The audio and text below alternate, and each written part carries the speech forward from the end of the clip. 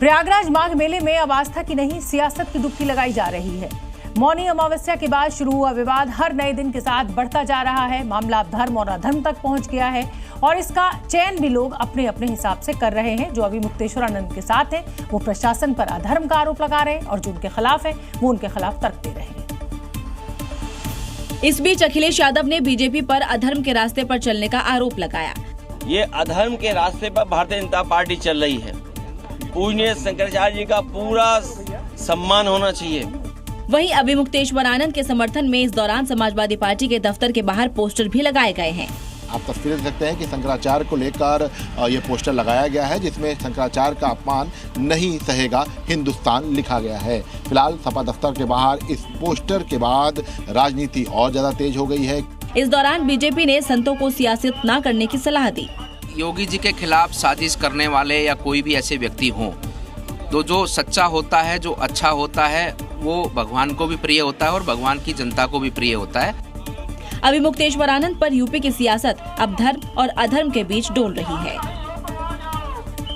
प्रयागराज में जहां एक तरफ अभिमुक्तेश्वरानंद ने योगी सरकार के खिलाफ मोर्चा खोल दिया है तो वहीं दूसरी ओर मुख्यमंत्री योगी आदित्यनाथ अपने ही तरीके से बेहद ही साफ लफ्जों में जवाब देते नजर आ रहे हैं और बिना नाम लिए ही अभिमुक्तेश्वरानंद पर निशाना साधा। साथ ही ऐसे लोगों से सावधान रहने की भी सलाह दी।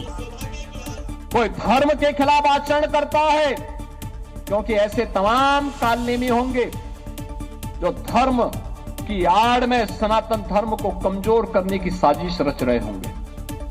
हमें उनसे सावधान होना होगा।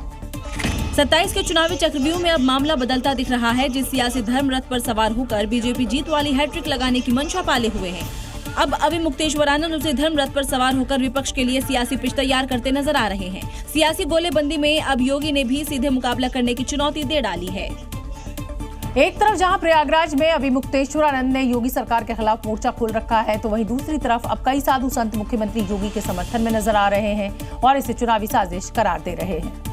आने वाला चुनाव है और चुनाव में कैसे हम सनातन का जो नाव है उसको डुबाने का प्रयास करें, परंतु मैं जवाब देना चाहता हूँ सनातन की नैया नहीं डूबेगी। हमारे जो राष्ट्र के धर्म राष्ट्र के रक्षक हैं योगी जी और मोदी जी, इन लोगों को साधुवाद है। इन लोगों को आप शब्द नहीं बोलना चाहिए। स्वामी जी को थोड़ा सा संवरना चाहिए। तो ये शंकराचार्य संत का मतलब है सबको माफ करना। आज नहीं कल माफ कर देंगे, वो तो सब चलते रहता है। सब बहुत सारे लोग ये आस्था की डुबकी लगाने आते हैं तो कहीं देखिए भगदड़ हो जाएगा, कितना बड़ी घटना हो जाएगी, तो फिर उसका जिम्मेवारी कौन लेगा। प्रयागराज में अभिमुक्तेश्वरानंद और माघ मेला प्रशासन के बीच टकराव लगातार बढ़ता जा रहा है। 48 घंटे के अंदर प्रशासन ने अभिमुक्तेश्वरानंद को दूसरा नोटिस भेज दिया है और इसमें मौनी अमावस्या के दिन बैरियर तोड़ने और जबरन भीड़ में बग्घी घुसाने को लेकर सवाल पूछे गए हैं। पूछा गया है कि क्यों ना आपको हमेशा के लिए माघ मेले से बैन कर दिया जाए। नोटिस में कहा गया है अगर 24 घंटे के भीतर संतोषजनक जवाब नहीं मिलता है तो संस्था को दी गई जमीन और सुविधाएं वापस ले लेंगे। वहीं दूसरे नोटिस का अभिमुक्तेश्वरानंद की तरफ से जवाब भी दिया गया है। सवाल किया गया है कि मौनी अमावस्या के दिन आपने बैरियर तोड़ा। जवाब में कहा गया कि कुछ अफसरों ने जानबूझकर अव्यवस्था पैदा की है। सवाल, सुप्रीम कोर्ट ने आपके शंकराचार्य होने पर रोक लगाई है।